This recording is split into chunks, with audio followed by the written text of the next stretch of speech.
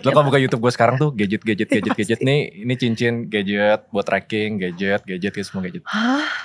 Setiap ada gadget baru gue beli. Cincinnya Raymond kemarin, ini yang lo pakai juga bisa. Aura. Dia kan bisa buat tracking tidur, tracking teman-temannya gitu. Jadi hari ini stress level gue berapa gitu misalnya. Hari ini gitu sih readiness gue berapa gitu. Jadi kalau misalnya scroll readiness gue lagi kecil nih 50, ya udah hari ini gue jangan banyak meeting deh gitu misalnya. Bakal capek gitu. Gitu sih. Gila kalau gue itu bener-bener 180 derajat banget sama gue moto gue surprise me. Even my stress level surprise me please. Surprise me. Gue kayak makin gue tahu gue makin kayak wah gue kayak mendingan gak usah tahu deh gitu. Tapi Iman lu sebagai lulusan IT, kenapa lu lebih milih untuk jadi ya influencer lah ya di bidang tech misalkan, ketimbang lu jadi real programmer gitu? Atau memang lu programmer juga sampai sekarang? Dulu gue programmer. Karir gue pertama kali itu 3 tahun, hampir 5 tahun lah gue bener-bener masih coding gitu. Oke. Tapi kan ujung-ujungnya coding tuh buat apa? Karena waktu itu gue terinspirasi ceritanya Facebook, Microsoft gitu. Ujung-ujungnya mengkerucut ke bisnis. Dan waktu itu terpaksa. Karena waktu itu gue bikin bisnis sama 3 orang, semuanya programmer. Tapi kan ya lu kalau misalnya kerjain project klien harus ada yang bisa ngomong dong, harus ada yang bisa keluar dong. Home Pimpa waktu itu, gue yang dapat. Jadi itu bener-bener. Tapi itu nggak berdasarkan musyawarah dan mufakat ya? Enggak. Berarti kesuksesan lu itu di drive oleh temen-temen lu yang maksa lu. Content creating juga gue awalnya nggak suka content creating, gue introvert gitu, gue nggak suka tampil. Tapi gara-gara waktu itu co-founder gue yang sekarang lagi berantem di udara ya. Itu pada bilang, ini kita berdua content creating, ini kita bisa bantu jualan. Kok lu gak bikin konten gitu? Ya gue dipaksa. Terus akhirnya keterusan. Raymond, terakhir liburan kemana man? Yang sebenarnya baru banget 2 minggu lalu balik dari Singapura. Tapi itu gak liburan, ngunjungin keluarga. Kalau lu Sil, apa tempat liburan atau negara untuk berlibur yang paling menyenangkan selain Korea pastinya? Korea oke ya? Korea atau Jepang? Kalau suka K-pop culture, Korean culture, K-drama, K-pop, K-beauty, Korea best. Karena reachable banget semuanya. Terus kayak apalagi yang suka nonton K-drama pasti napak tilas lokasi syuting dan segala macam seru, pokoknya seru. Tapi if you don't really like Korean culture, mungkin nggak usah lama-lama di sana dan nggak usah bolak-balik. Oh, berarti emang nilai jualnya di situ ya? Iya. Di si entertainment itu ya. Iya, dan mereka tuh kayak kafe-kafe yang konsep tuh Korea gitu. Tapi kalau misalnya Jepang, serunya tuh mereka tuh embracing their culture banget gitu. Maksudnya semua tempatnya tuh justru lebih bagus yang nggak usah direnov, yang kayak dari dulu, yang kayak mereka tuh tempat-tempatnya maksudnya yang kayak old culture-nya mereka tuh mereka embrace banget gitulah di semua spot. Jadi itu yang lebih sepakat. Seru culture-nya gitu. tuh dapat banget. Kalau tadi suka culture ya. Kalau gua di Jepang tuh terakhir, misalkan nih kita mau naik subway. Itu subway datang tiap 5 menit man. Tapi mereka masih lari-lari. Super tepat waktu. Jadi kayak lu sebenarnya tinggal nunggu 5 menit aja. Kalau di sini kan bahkan ya lu main satu game Mobile Legends gak bisa aja. Kayak santai aja kan. Benar. Di sana tuh gak bisa. Gue gak bisa nunggu 5 menit. Gue mending ikut yang sekarang yang pengen gue kejar. Jadi mereka lari-lari. Hustle banget ya di sana. Hustle banget parah. Hustle banget sih. Jadi kayak ya mungkin kalau orang membandingkan Jakarta sama daerah-daerah lainnya, Jakarta fast pace. Wah kalau di sana lebih fast pace lagi. Sama Singapura lebih hustle mana? Oh gue gak tahu kalau Singapura. Maksudnya terakhir ke Singapura gue udah lama banget. Jadi gak tahu sehuru hara apa ya. Atau seburu-buru apa orang. Paling simpel ngetesnya gini. Gue tuh kalau jalan kaki lumayan cepet. Biasanya kalau gue ke kota yang jalan kakinya lebih cepet lagi. Oh ini hustle nih pas ini. Gue jalan kaki lumayan cepet gitu. Tapi di Singapura tuh Jepang sih cepet banget. Cepet banget. Ya lihat aja Shibuya Crossing gitu kayak kayak orang tuh gak akan bisa jalan lama gitu loh di sana. Pasti kayak maybe mirip sama New York kali ya. Maksudnya walaupun gue belum pernah gue pengen banget ke New York sih. New York. Tapi from what I've heard, kayak New York juga. Temen gue pernah didorong sama orang gara-gara jalannya lama. Kayak, can you please walk faster? Dia yang kayak mampir ke convenience store nangis. Didorong. Kaget kan, culture shock gitu. Ternyata mereka itu hal yang biasa gitu di sana untuk jalan cepet. Oke, sebagai orang yang suka banget pergi ke Korea, udah berapa kali ke Korea? 6. Banyak ya. Wow. 6 itu dalam kurun berapa lama? Pertama kali 2012. Tapi habis itu baru ke Korea lagi tahun 2022 sekali. Terus tahun 2023 4 kali. Tahun ini sekali. Tiap lu datang ke Korea ada kendala gak? Atau lancar-lancar aja? Gue ngerasa setiap liburan tuh pasti ada aja kendalanya. Oke, Nggak contoh. tahu apa, kayak ya tiba-tiba waktu itu kita booking tempat tinggalnya tuh tiba-tiba ternyata aksesnya nggak bagus. Karena kan biasanya kalau gue sama teman-teman gue tuh sukanya yang kita prefer kayak yang villa atau apapun yang kayak satu tempat lah gitu, nggak yang hotel. Karena kalau hotel kan ya lo beda kamar. Iya beda kamar gitu kan, enaknya yang bisa kita misalnya ada common area-nya bareng-bareng gitu. Nah itu tuh biasanya akses ke tempat itu tuh ya kita kan nggak tahu ya, dan maksudnya based on maksudnya reviews orang tuh nggak akan sama seperti kalau misalnya lo lagi di sana beneran gitu. Dan ada beberapa hal yang kendalanya adalah akses menuju tempat nginepnya dengan bawaan kita yang sama sekali nggak sedikit itu, koper yang gede dan segalanya, kita kayak itu ada aja. Terus kalau udah pasti kalau misalnya yang negara yang tidak berbahasa Inggris ya udah pasti kendalanya di bahasa. Benar. Terus kayak ngobrol sama supir taksi itu pasti juga kendalanya di situ gitu. Ada aja sih sebenarnya. Apa yang lu siapkan yang perlu ada banget kalau misalkan lu liburan? HP. HP iya udah pasti. HP mah kayaknya ke toilet juga kayaknya penting deh. HP dan power bank. Oh power bank. Power bank. Karena menurut gue kayak kan kita pasti nggak akan lama. Kalau gue sih nggak akan lama spend waktu di hotel ya. Maksudnya di penginapan gitu. Pasti kan travel kemana-mana jalan-jalan. Apalagi nonton konser. Itu butuh banget baterai cadangan untuk lo keep up dengan konser tersebut dan pengen tetap mengabadikan itu gitu. Jadi menurut gue HP, power bank. Oh ada satu yang underrated banget. Apa? Portable bidet. Portable bidet ya itu benar banget. Itu kalau ke Eropa itu bener lagi. Kalau pergi ke tempat yang gak ada semprotan ya buset gue sengsara banget. Iya benar. Gue sengsara banget. Jadi lu sempet bawa atau baru kepikiran aja kayak harusnya gue punya Masalahnya selalu lupa. Jadi ujung-ujungnya botol minum dibolongin. Ya kayak gitu. Bener-bener. Sumpah sengsara banget. Itu bener banget lagi. Sengsara banget kalau ke negara yang gak ada semprotan tuh sengsara. Selain itu apa man? Yang menurut lo ini pokoknya kalau gue keluar negeri gue harus bawa ini nih. Itu doang sih yang kepikirannya. Yang lain kayak HP, SIM, portable wifi gak perlu. Gue kan selalu nyalain booster ya gitu kalau misalnya ke luar negeri. Sisanya gak ada sih. Sisanya aman-aman aja. Aman, gue kayak apa tuh travel charger gitu kan. Lu berdua masih yang konvensional sih. Kalau misalkan ke luar negeri itu prefer untuk cash atau cashless? Gue generally cashless. Jadi udah pakai debit aja gitu? Iya, langsung pakai kartu. Kalau lu masih nuker-nuker gitu gak? Dikit aja untuk emergency. Karena kayak gue ngerasa kayaknya di beberapa hal tuh pasti lo membutuhkan cash, gak tau kenapa. Jadi mungkin bisa dibilang kayak cuma 10% lah yang gue dari budget gue yang akan gue tukerin ke kurs, maksudnya ke mata uang lain gitu. Lu kan jarang banget liburan lu bilang. Tapi kalau lu ngelihat temen-temen lu nih, ada yang sering banget liburan. Menurut lu kalau lu melihat orang idealnya nih berapa bulan sekali sih liburan ke luar negeri? Jadi kan pokoknya problem paling gede dari semua teman-teman gue yang suka liburan adalah tidak punya uang. Intinya itu problem paling gedenya. Akibatnya itu kan. Akibatnya itu. Ujung-ujungnya ya, intinya berapa kalinya tuh tergantung dari berapa banyak uang yang mereka punya. Balik lagi ke selama apa mampu tadi? ya. Selama mampu saya jalan. Iya, selama money dial. Money dial, iya. Tapi termasuk juga kan money dial itu kan ya. Kalau misalkan emang traveling itu yang paling umum. Kenapa? Traveling itu yang paling umum money dial orang. Soalnya traveling itu bukan cuma for entertainment. Ternyata buat mayoritas orang yang kerja 9 to 5 atau kerja sebagai profesional, mereka butuh escape. Apalagi kalau culture-nya kayak di Jepang. Kalau gak salah ada saying-nya, gue lupa deh bahasa Jepang apa. Pokoknya kerja sampai mati. Iya. Jadi kan kayak lu butuh ngerasa escape gitu. Dan di Indonesia cuma keluar kota kadang tuh gak ngerasa cukup gitu. Lu kayak nge-refresh gitu tuh harus bener-bener kayak tempatnya berbeda gitu. Kalau bisa, teman-teman gue mayoritas yang suka travel ya, kalau bisa tiap bulan pasti gue yakin. Gue pernah dengar ada satu, waktu zaman gue kuliah ya, si lawyer ini ada yang saking mungkin stresnya, dia weekdays di Jakarta, weekend di Bali. Nah, itu. Copingnya gitu. Copingnya ya. gitu. Jadi iya. kayak pasti weekend di Bali gitu. Itu menurut gue keren lah. Kalau menurut lu Sil, idealnya manusia tuh berapa bulan sekali keluar negeri atau berapa tahun sekali aja deh? Gak harus tiap tahun gitu menurut lu? Tiap minggu. Kayak gue juga memegang prinsip yang kayak, ya kalau selama ada waktunya, menurut gue gas-gas aja sih. Karena gue suka traveling, gue suka banget traveling. Kalau pertanyaan dibalik, you have all the time in the world and you have all the money in the world. Seberapa sering traveling? Iya.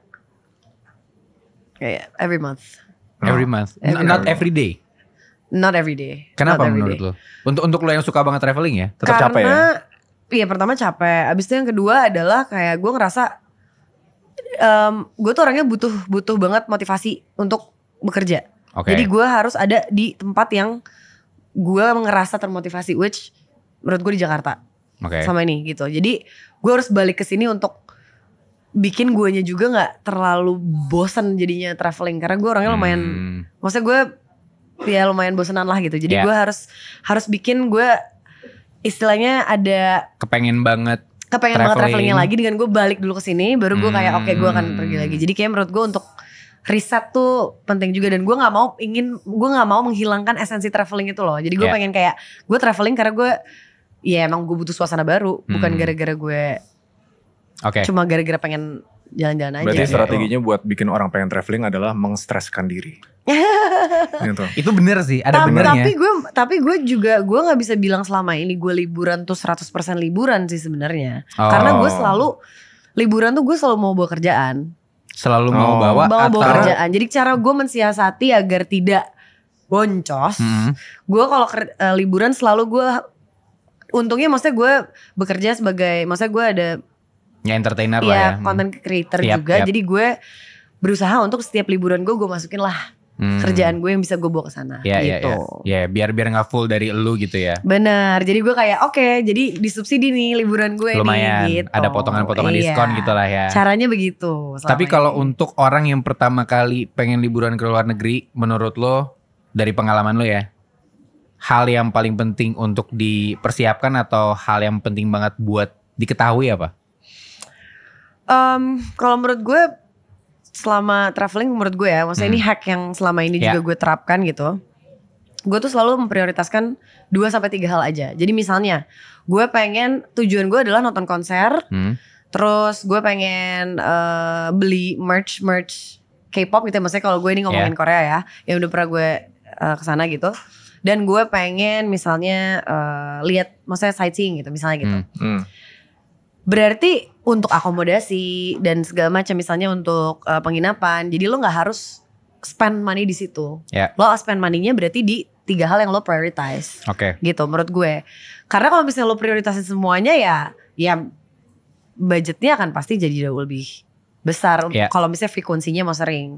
Jadi kalau menurut gue prioritize 2 until 3 things itu udah cukup. Jadi lo bisa makan yang gak harus selalu di tempat yang bagus. Misalnya sekali 2 kali lah selama 7 hari. Jadi gak usah setiap hari makan di restoran yang fancy gitu. Jadi lo caranya menurut gue gitu. Jadi lo prioritize-nya ke hal-hal yang emang itu tujuan utama lo kesana. Dan mostly gue selalu pasti tujuan gue adalah beli merch atau shopping, nonton konser, dan pergi ke lokasi-lokasi yang emang gue pengen. Jadi gue akan press budget di hotel, makan, dan transportasi dan lain-lain gitu. Untuk orang yang suka banget, apa bahasanya? K-culture? Ya, K-culture. K-culture. Ya. Buat orang yang suka banget K-culture, biasanya cewek-cewek gitu ya? Ya. Menurut lo minimal atau yang paling pas ke Korea itu berapa lama? Seminggu, 2 minggu? Gak akan pernah cukup, sumpah. Kalau misalnya suka banget mah, serius, karena di sana tuh ya itu, maksudnya event dan pop-up eventsnya tuh mereka tuh banyak banget. Selalu ada event sana. Wah, selalu ada event. Selalu kalau misalnya nggak ada konser pun pasti ada sesuatu di sana tuh, pasti ada. Minimal Tapi untuk kayak kalau misalnya mau bisa explore. Nah, at least puas deh. Maksudnya nggak semua pasti ya. Tapi kayak yaudah puas deh gue ke Korea, nanti bakal balik lagi. Ya. Berarti udah ada pikiran nanti bakal balik lagi ya. Seminggu sih. Seminggu tuh udah termasuk perjalanan ya. Untuk orang yang kelas menengah menurut lo, karena kan banyak banget orang-orang yang suka Korea tuh ya kelas menengah lah ya. Minimal budgetnya berapa? Menurut gue kalau misalnya Korea sendiri ya, maksudnya walaupun itu deket banget sama Jepang, tapi Korea tuh I don't know. Lebih mahal gak sih Korea sama Jepang? Lo justru way cheaper. Oh ya? Iya. Oke. Karena untuk dari hotel aja kalau dibandingin kayak 3 juta di Jepang tuh kamarnya gak bisa lewat gitu loh. Bisa yang emang bener-bener pack banget. Wah, pack banget gitu. Kalau 1 jutaan kalau gak salah. Itu yang pack banget yang gitu pack ya. banget itu bahkan kayak ya pokoknya nggak bisa jalan gitu. Di Korea masih dapat yang bagus. Terus transportasi. Oh itu. Taksi di Jepang. Itu jebakan Batman. Parah. Transportasi. Iya Taksi kan? itu gokil. Gua nge-grab di Singapura tuh pokoknya 1 minggu hampir habis 10 juta. Itu parah. Nggak rela. 5 kali daripada tiket bro. Iya. Emang harus jadi ini masalahnya loh, transportasi hebat nggak bisa di planning. Kan lu nggak tahu rate-nya berapa nge-grab di sana gitu kan. Bener sih. Yang lain hotel apa lu bisa planning, MRT lu bisa tahu gitu. Iya. Nah, waktu Kecuali itu kan kayak beneran di iniin itinerary-nya kayak dari mana ke mana kilometernya berapa gitu ya. Tapi tetap aja nggak akan bisa. Ya, tapi walaupun kalau misalkan kita ke sana cukup mudah sih menurut gue ya untuk kita tahu integrationnya gimana. Agak effort dikit lah buat baca gitu kan. Cuman way cheaper than you use the taxi cab gitu kan. Definitely way cheaper. Saya emang agak usaha dikit gitu. Berapa kira-kira budgetnya? Ayo. Kalau Korea nih, nonton konser apa enggak? Satu itu deh. gini, itu di luar konser lah ya. Kalau untuk penginapan dan segala macam, kalau misalnya mau naik transportasi umum kayak, maksudnya naik subway-nya gitu. Proper tapi nggak hambur deh gitu. Proper tapi nggak hambur. 15, 20? 20 juta lah. 20 cukup. Seminggu 20 bisa juta. sih, bisa. Kalau lu Man? Kalau pakai transportasi, maksudnya kalau pakai metro ya, kalau pakai. Menurut lu Man, untuk orang yang pertama kali atau lu deh kayak lu misalkan kemarin pertama kali ke Paris gitu ya. Terus kayak kayaknya untuk masyarakat kelas menengah segini cukup nih di Paris gitu seminggu. Menengah ya. Nah, walaupun nabungnya mungkin berapa bulan atau berapa tahun ya. Tergantung, soalnya jebakannya tuh biasanya kalau gue ngelihat tuh either transportasi atau ngebelanja. Orang tuh banyak lupa planning soal belanja. Tahu-tahu window shopping, gue pengen beli ini, nanti justifikasinya tax return, justifikasinya nggak bisa dibeli di Indonesia. Soalnya yang paling bahaya. Gue kok tertampar Sorry. Emang Raymond lagi ngomongin lu sih? Iya, sebenarnya gue habis talking juga. Gue tahu spending berapa kemarin. Yang paling susah tuh emosionalnya. Soalnya gini, psikologi manusianya pas kita keluar, kita tuh FOMO-nya tuh beyond dibanding kita ngelakuin online shopping. Karena gue di sini cuma sekali loh. Kadang satu toko nih. Itu tuh. Lu lewat, aduh gue gak tahu nih gue bakal bisa dapat barang ini lagi atau enggak. Apalagi Labubu kemarin, aduh. Kemarin pas gue ke Paris itu kan 2 bulan lalu lah. Lebih 3 bulan 4 bulan itu masih awal-awal. Tapi gue lihat teman-teman gue yang sana ya, itu habis bisa banyak banget gitu misalnya. Masuk ke Indonesia gak tahu nih bisa dapat ini atau gitu. Nah itulah yang bahaya tuh biasa. Yang awalnya udah di planning, yang menurut gue ya harusnya 10-20 juta tuh masih bisa. Tapi kan gue gak tahu, gue gak dibayarin apa tuh tiket dan sama brand lah gitu ya. 10-20 di luar itu menurut gue bisa. Maksudnya untuk tiket, makan, jalan-jalan, melihat suasana baru gitu udah cukup menurut dan lo. Dan gak shopping. Ya paling bahaya itu emang shopping sih. Kalau Paris shopping ya. sama transportasi. Iya. Kalau lu Sil, gimana caranya lu tuh membagi dana lu untuk kehidupan sehari-hari sama lu liburan? Sebagai orang yang gila traveling ya. Iya. Ini kantong sehari-hari, ini kantong liburan. Iya. Nah gitu. Liburannya lebih gede harus versinya. Ya mungkin karena enggak sih, itu mungkin ya beberapa tahun terakhir jadi beneran kayak gitu. Karena gue memang sering lumayan, maksudnya frekuensinya lumayan sering lah liburan baik di dalam negeri maupun di luar negeri gitu. Tapi lagi-lagi karena gue mensiasatinya adalah dengan cara kayak gue selalu mencoba untuk membawa kerjaan keluar, which jadi bisa mengurangi cost gue untuk liburannya itu sendiri. Gitu kan. Kalau misalnya percentage aja ya. Boleh. 50 nih jangan-jangan. Enggak. Oh enggak nyampe, oke. Enggak lah, 60 lah. No. Ya 35 until 40 itu udah maksimal banget. Itu hitungannya dari setiap pendapatan yang lu punya 40% ke sana kalau bisa gitu.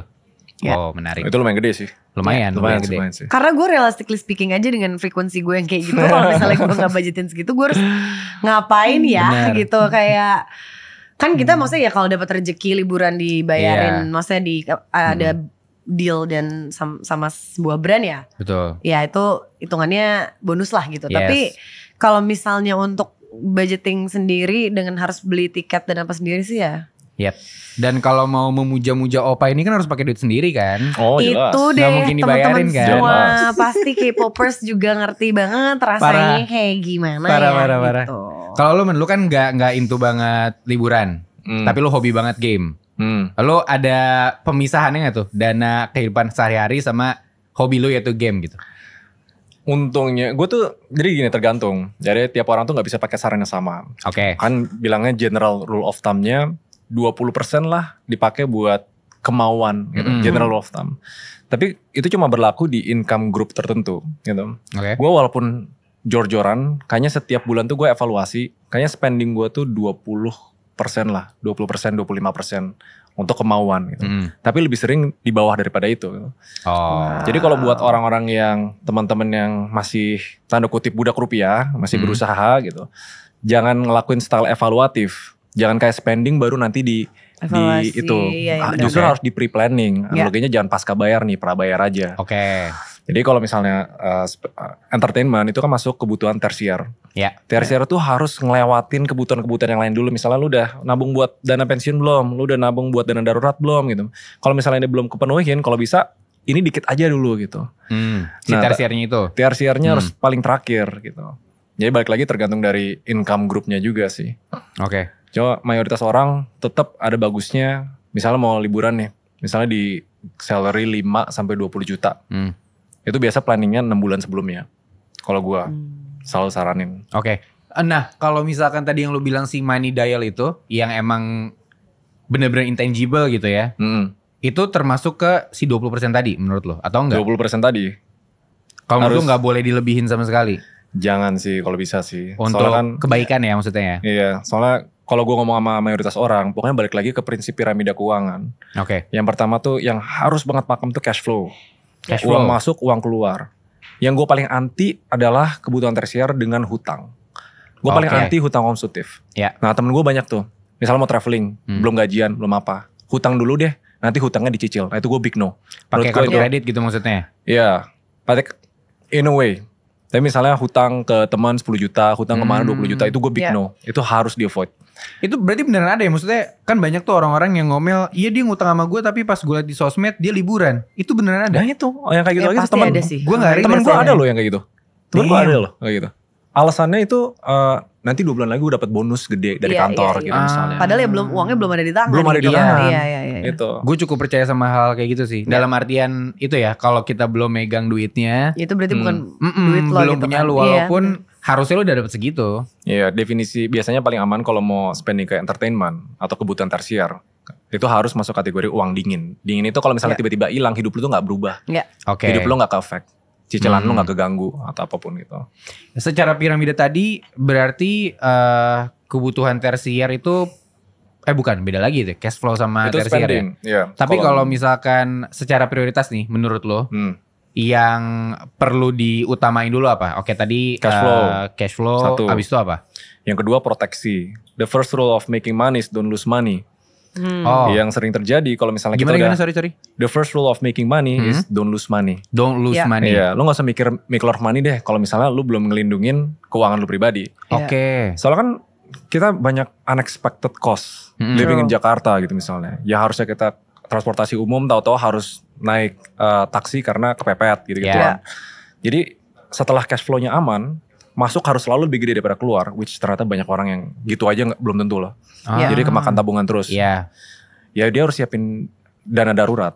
Dana darurat atau enggak dana apa namanya ya? Ya dana darurat apa nih basing? Atau enggak asuransi? Atau enggak asuransi gitu. Nih, proteksi itu kan agak-agak luas ya. Maksudnya kalau di kepala gua mendengar proteksi biasanya langsung ke asuransi tuh. Nah menurut lu apa? Apakah tidak hanya asuransi bisa deposito termasuk dana darurat? Nggak boleh, deposito nggak boleh. Jadi yang cuma boleh masuk dana darurat itu harus liquid. Liquid itu kalau misalnya lu butuh kapan-kapan lu bisa tarik kapan aja. Deposito itu kan dikunci. Seandainya lu tiba-tiba butuh apa, terus lu terpaksa harus cairin aset lu dalam rugi gitu misalnya, ya itu kan udah lose money namanya. Ya generally buat mayoritas orang tuh 3 kali pengeluaran bulanan. Tapi kalau situasi lagi gak pasti itu 6 kali pengeluaran bulanan. Kalau itu buat hidup nih misalnya 10 juta. Make sure ada 60 juta tuh nganggur. Di rekening lu. Berarti dana darurat tuh emang beneran di tabungan gitu ya? Beneran di tabungan. Atau enggak reksadana yang gak terlalu volatil. Misalnya reksadana pasar uang. Yang bisa ditarik kapan aja. Gitu. Itu termasuk bisa jadi dana darurat? Bisa. Selama dia liquid dan selama dia tidak volatil. Harganya gak naik turun. Kalau untuk investasi yang tadi untuk dana darurat menurut lo apa? Tadi reksadana pasar uang. Apalagi? Apa itu aja? Obligasi tapi nggak boleh yang dikunci. Atau enggak sesimpel taruh di bank aja. Obligasi yang nggak dikunci tuh kayak gimana tau nggak? Ada beberapa sih yang belakangan ini, tapi gue lupa nama produknya apa. Pokoknya lu masukin, lu besok mau tarik lu bisa. Kan ada beberapa tuh lu dikunci ya 3 bulan, dikunci ya 6 bulan, itu gak boleh buat dana darurat. Tapi obligasi banyak yang gak dikunci? Ada yang gak dikunci. Oh ada yang gak dikunci? Ada setahu gue. Kalau SBN tuh hitungannya ini gak sih? Setahu gue itu masih kebanyakan dikunci deh. Oke. Berarti kalau misalkan untuk dana darurat sebisa mungkin cari yang gak dikunci. Gak Tadi dikunci. Ya, poinnya cair ya. Dan harganya gak naik turun. Misalnya teman gue bilang, oh ini bisa tarik apa adanya, kripto, jangan.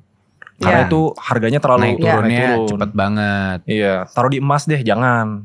Cairinnya lama, jualnya harus proses kemana gitu. I see, oke. Setelah itu apa? Setelah dana darurat baru investasi. Oke. Baru lo sisihkan uang buat masukin ke pos-posnya sendiri. Investasi harus ada tujuan. Biasanya kalau udah 2 pertama udah ke fill, misalnya untuk liburan nih, untuk jalan-jalan, itu biasa 1 kantong sendiri. Oke. Jadi emang udah di planning, gue mau spending 20 juta nih seminggu ke Korea biar puas, biar bisa balik lagi ke depannya kan. Itu makanya gue bilang 6 bulan sebelumnya biar bisa dicicil. Ditaruh berapa tiap bulan. Ya untuk tabungan ke sananya kan ya. Tabungan sana. Dan kadang bisa dalam bentuk falas juga. Kalau gue for example, karena gue pengen banget ke Jepang, dan gue tahu yen lagi kemarin murah banget, sampai 100 kalau gak salah. Sekarang 105. Kemarin gue cicil terus yen, gue beli. Singapura, karena gue tahu gue sering sana, gue beli terus Singapura dolar. Sekarang di kamar gue tuh ada fisik Singapura dolar tuh ada gitu. Oke. Gue beli dari 10.000 sampai 10.500 lah. Sekarang udah hampir 12.000. Iya. Not bad. Tapi kalau pegang falas, nabung falas itu harus sedikit ngerti makroekonomi lah. Oke. Karena kan naik turunnya harga itu tergantung dari penguatannya Indonesia atau pelemahan Indonesia. Ya itu sih kuncinya sih. Menurut lu poin utama untuk nabung falas apa? Atau beberapa hal deh yang menurut lu kayaknya ya intinya ini dulu deh, walaupun mungkin gak dipraktekin secara langsung ya.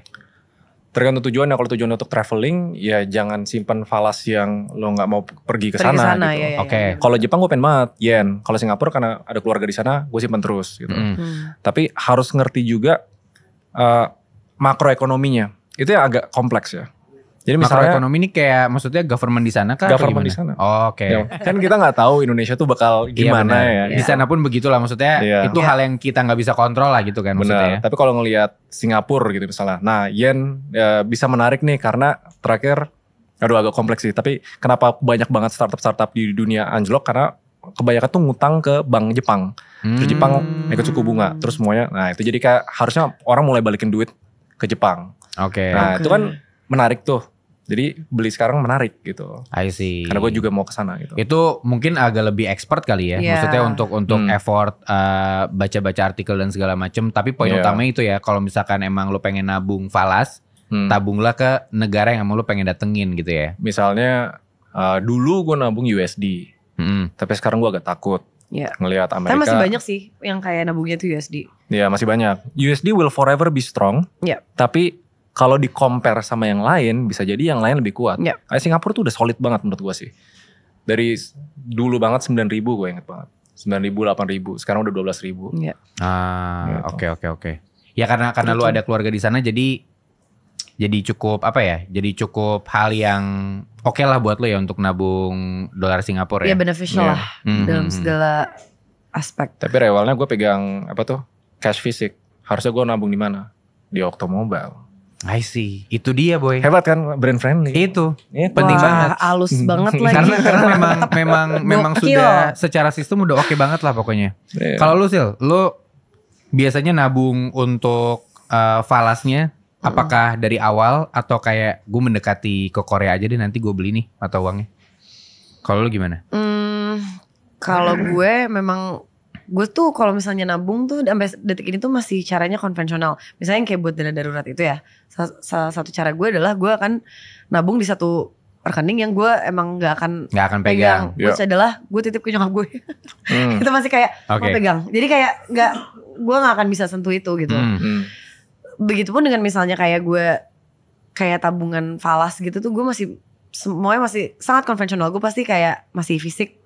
Dan kayak masih ya itu dia kayak keluarga gue masih meyakini bahwa ya USD adalah yang paling inilah ya maksudnya yang paling common dan orang biasanya nabungnya pakai USD dan lagi-lagi ya fisik bentuknya gitu, nggak gue beli dari jauh-jauh hari sebelum gue berangkat. Nah ini makanya gue mendapatkan insight yang sangat baik. Kalau misalnya gue mau traveling, gue harus membeli dari jauh-jauh hari gitu. Ya, rate-nya bisa lebih murah jauh. Ini contohnya kalau gue pakai SGD simpanan gue tuh hemat 5 juta kemarin beli iPhone. Gara-gara perbedaan kurs. Karena lu udah nabung dari lama itu. Gue nabung dari pas harganya 10.000, sekarang udah 12.000 kan. Iya benar. Iya, jadi hemat. Iya. Benar. Nah lu sebagai orang yang tech enthusiast gitu ya Man ya. Menurut lu perbedaan antara transaksi di luar negeri yang dulu sama yang sekarang apa? Ngikutin gak? Karena banyak gadget yang gue suka beli itu selalu shipping dari luar. Currency-nya kalau gak USD, SGD gitu. Yang karena dulu belum punya banyak duit, jadi dulu jarang belanja dari luar. Tunggu datang ke Indo dulu gitu. Kalau sekarang karena sering kalau nggak dari India, US atau nggak Singapura gue pesen. Selalu gue bandingin rate. Rate apanya nih? Rate SGD, rate USD. Gue cek nih kalau rate-nya udah bagus, baru gue pilih mau pakai yang mana gitu. Optomobile kan bagus rate-nya. Itu dia boy. Itu kan penting banget. Tapi Man, tadi kan menurut lo kalau nabung falas tuh ya tujuannya satu adalah kalau misalkan lo pengen ke negara tersebut. Menurut lo kalau nabung falas tuh ada keuntungan lainnya gak sih? Atau ada manfaat lainnya gak sih? Biasa kalau gua itu namanya hedging. Hedging itu... hedging. Jadi waktu itu kalau misalnya kita tahu gak baik-baik aja nih gitu. Biasa kita selamatin diri dengan beli mata uang luar gitu. Waktu itu yang kuat Swiss franc gitu misalnya. Atau gak USD. Itu namanya hedging. Jadi kayak biar karena kita tahu kita lagi volatil, nilai rupiah bakal melemah, bisa kita tukar. Itu salah satu strateginya. Tapi kalau untuk long term, gue nggak generally advise sih. Karena kan mungkin lebih bisa long term kalau misalnya ekonomi lagi bisa diprediksi. Gue nggak tahu itu kan ada influencer dulu yang keluar 2023 gelap, gue nggak tahu siapa tuh. Ya kan. Kalau misalnya lagi nggak pasti, misalnya ini masih ada tunggu pemilu di luar, masih ada Trump sama Kamala Harris, perang masih berlanjut dan lain-lain. We never know. Kita nggak tahu itu bakal mengaruhi mata uang kayak gimana gitu. Dan kalau misalnya investment, sebisa mungkin kita taruh duit di sesuatu yang lebih pasti. Tujuannya kita analisa investasi kan biar kita tahu setidaknya nih risknya segini, rewardnya segini. Kalau misalnya kita nggak tahu cara analisanya, karena nggak tahu besok tiba-tiba Israel kena apa lagi atau apa kenapa lagi gitu. Jadi nggak bisa long term. Tapi gue boleh punya satu pertanyaan. Silakan. Kayak sekarang menurut lo yang kayak investasi yang paling safe itu di mana sih? Paling safe. Ya maksudnya yang ya nggak ada yang safe banget. Maksudnya kalau di mananya Automobile pasti. Automobile pasti. Tapi apanya gitu kan maksud lo? Iya betul. Kalau buat the general population sebenarnya gue brand friendly. Reksadana masih oke gue sampai sekarang. Gue dulu porto paling gede gue sebenarnya sempet at one point itu reksadana. Tapi balik lagi safe tiap orang tuh beda-beda. Yang pasti nyimpen cash doang itu nggak safe. Yang pasti. Karena inflasi. Udah pasti kegerus. Walaupun negara kita 5 bulan berturut-turut deflasi kan. Negara kita bagus banget kan. Harga turun terus bagus banget. Jaya. Lanjut. Paling aman sih. Sebenarnya paling aman tuh sebenarnya ada aturannya. Namanya gini. Invest in what you know. Pokoknya yang lu paling paham apa. The more you know, the safer it is. Gitu. Kalau gue sekarang lagi banyak ke bisnis justru. Karena gue lagi bikin company baru, itu emang investment firm gitu. Jadi gue kerjaannya tiap hari ngeliat-liat bisnis orang, mana yang menarik gue invest. Gue ngerasa itu aman karena gue paham, karena gue suka. Tapi buat mayoritas orang kalau sembarang invest di bisnis, tahu-tahu foundernya bawa lari duitnya gitu, itu nggak aman. Gitu. Iya maksudnya yang kapan lo bisa jadi exit plan-nya juga ada gitu kan kalau misalnya lo tahu fieldnya. Berarti kalau mau invest bisa gue simpulkan jangan tanya apa tapi tanya prinsipnya ya. Prinsipnya adalah tadi kan. Which one yang lu paling paham? Iya. Dan kalau emang gak paham ya lu pelajarin dulu. Jangan asal masuk gitu kan intinya. Nah, pelajarin dulu. Nah kalau untuk dari awal banget misalkan awam ya. Pengen belajar invest. Menurut lu selain video lu sendiri atau selain konten-konten lu sendiri. Ada gak buku-buku atau pelajaran-pelajaran yang kayaknya orang-orang yang baru investasi bisa nih baca ini atau lihat ini? Sebenarnya paling basic yang gue suka. Gue pernah review buku ini namanya Psychology of Money. Psychology of Money. Iya, karena realitanya ya dengan investasi atau peruangan, it's not about numbers. Ternyata bukan angka yang paling penting, tapi psikologi manusianya. A lot of people lose money itu bukan karena angka, tapi karena mereka nggak bisa kontrol emosi, mereka nggak bisa stick to the plan gitu.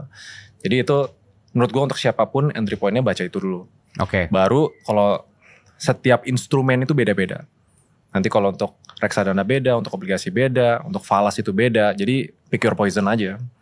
Dan sekarang gue tipenya yang lebih gak suka baca buku, tapi misalnya gue penasaran sama sesuatu, gue tinggal Google. Enaknya gitu. Ya, gue juga jarang baca buku kalau misalnya investment. Pasti gue baca dari Google. Man, lu sebagai orang yang keluar negeri cashless, seberapa atau skalanya dalam 1-100, lu pakai debit tuh di angka berapa? Kredit sih. Kredit. Kredit gue paling banyak. Sepenting apa menurut lu menggunakan kredit? Untuk lu sendiri ya? Atau why you use credit over debit gitu? Cashless tuh gue selalu cashless. Antara debit atau gak kredit. Tapi karena gue lagi ngumpulin miles, gue pakai kredit. Iya, gitu. miles pasti lah ini. Ini adalah generasi-generasi ngumpulin miles itu penting. Ya, yang penting tuh rate-nya sih. Rate-nya yang penting. Rate-nya yang penting? Iya. Rate maksudnya? Soalnya ada beberapa tuh agak ngehe nilai tukarnya sama falasnya. Soalnya maksudnya dari falas dipotong sama si biaya dari platformnya itu lagi? Nah, harga jual belinya tuh kadang bisa jauh banget. Untuk si platform maksudnya beda-beda gitu ya? Iya. I see, oke. Kalau CMB kan bagus. Betul. Iya. Makanya selalu pakai itu. Iya. Iya sih ada yang kayak debitnya kalau misalnya pakai debit berapa kursnya gitu kan. Tapi sebenarnya kadang lebih cuan kalau simpen dulu falasnya. Jadi nggak langsung convert di saat itu. Jadi lu emang dari jauh emang udah ada ininya, nggak usah di convert detik itu kan. Jadi nggak harus ngikutin rate hari itu gitu kan. Ada beberapa aplikasi banking itu bisa langsung tukar falasnya. Gitu. Jadi nyimpennya dalam bentuk SGD, dibayarnya langsung SGD. Jadi nggak di-convert pas bayar. Itu kadang lebih cuan.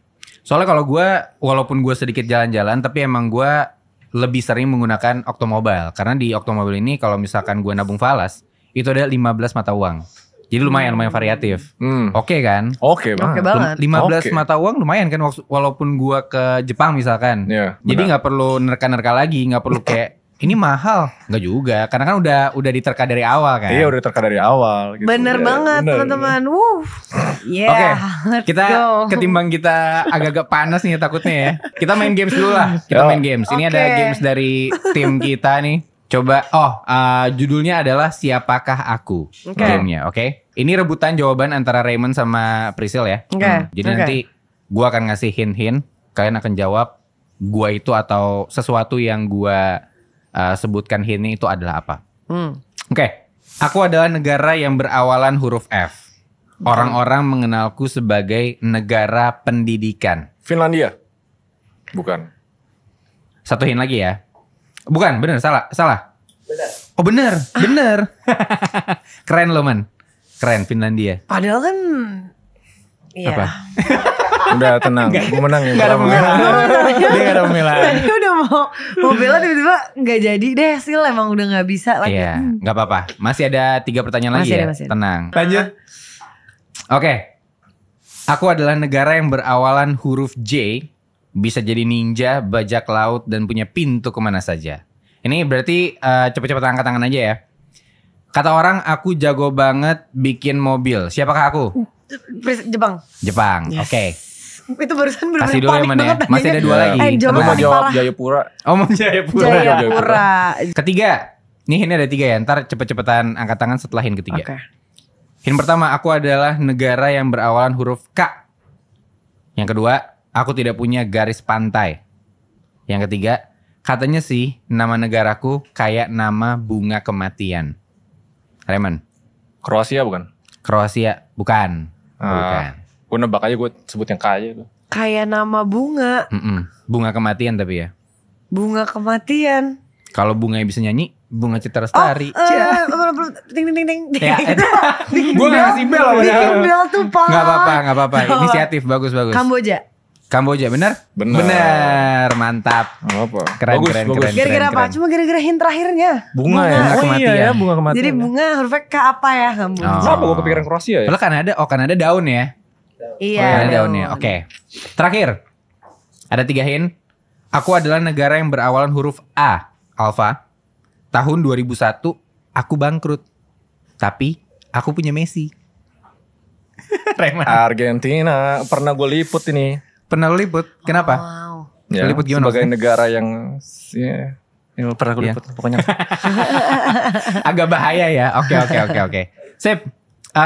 Saran lu men, buat orang-orang yang pengen liburan, gimana cara mereka biar punya uang liburannya aman dan tenang?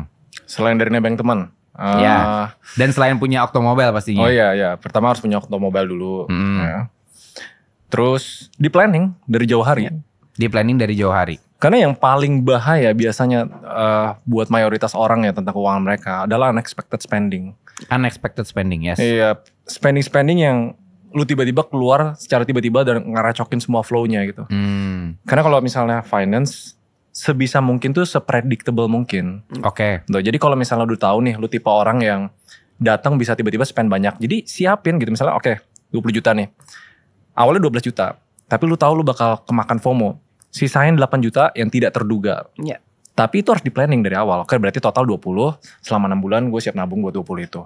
Gitu. Itu tip paling yang praktikal yang gue tahu, karena banyak teman gue 9 dari 10 planningnya berapa, tapi biasa selalu overspending. Iya. Kalau udah overspending, yang lain tuh biasa kena semuanya. Dan kalau bisa sespesifik kayak, gue mau makan di sini, gue tahu menunya harga berapa, bla bla bla, bisa ya? Maksudnya boleh kalau tadi lu bilang predictable kan?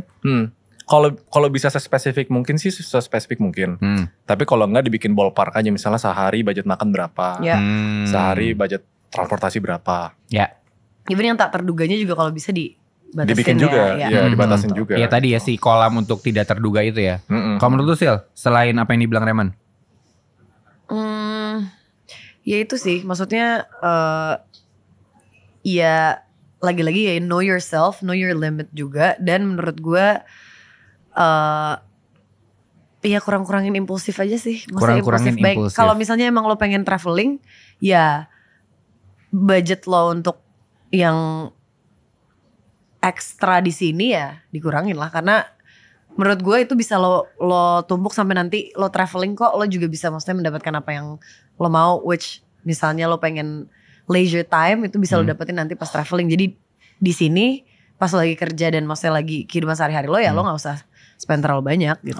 Ya maksudnya allocate your budget for what you really want gitu. Maksudnya jangan di semuanya ngerasanya ntar pas liburan pasti aja kok dapet rezeki gitu. Menurut gue enggak. Ya itu maksudnya balik lagi ke planning gitu. Oke. Terakhir.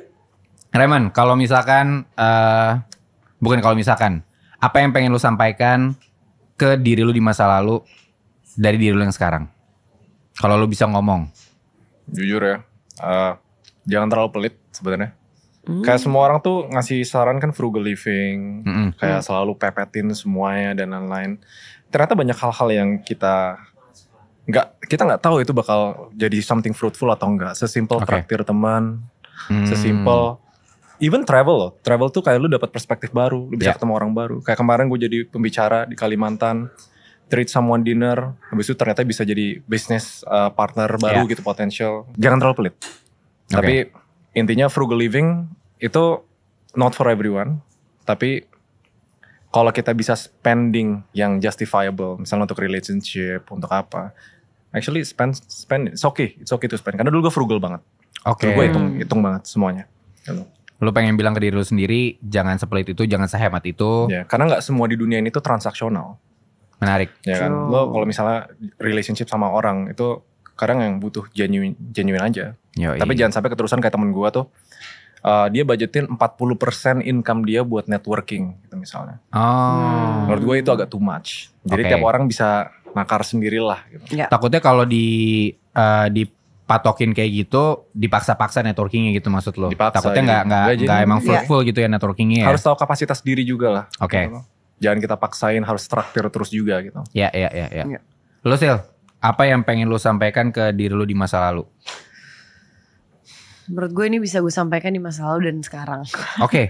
Tapi always educate yourself sih. Sebelum ngelakuin apapun, educate yourself. Kayak dalam hal sekecil apapun, mau gimana lo cara ngeluarin duit, cara lo akan dapet duit, cara lo ya maybe we're talking about investment atau kayak apapun, selalu educate yourself.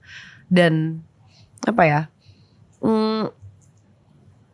adjustments are very important. Kayak lo akan nggak tahu kapan lo akan dihadapkan di situasi apa. Jadi ya just be prepared to adjust.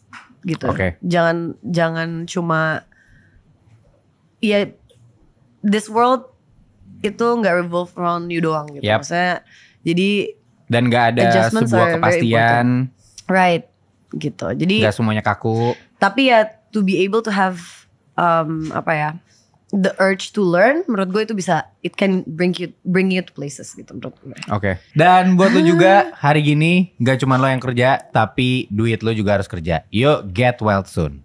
Thank you Priscil. Thank you banget. Atas waktunya. Thank you Terima banget. kasih banyak Raymond waktunya. Yay, thank you. Tepuk tangan dong teman-teman. Keren.